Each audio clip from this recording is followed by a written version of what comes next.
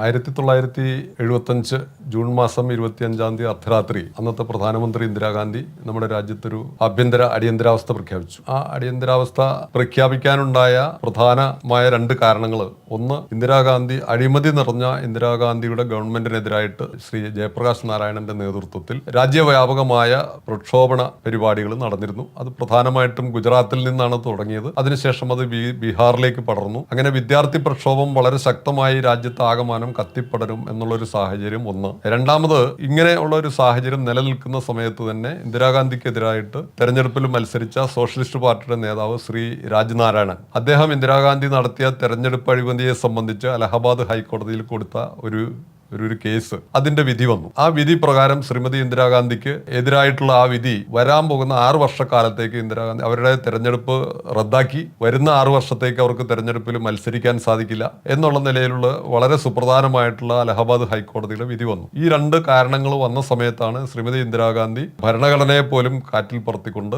ഭരണഘടനയിലെ 352 വകുപ്പ് റദ്ദാക്കിക്കൊണ്ട് അടിയന്തരാവസ്ഥ പ്രഖ്യാപിച്ചത്.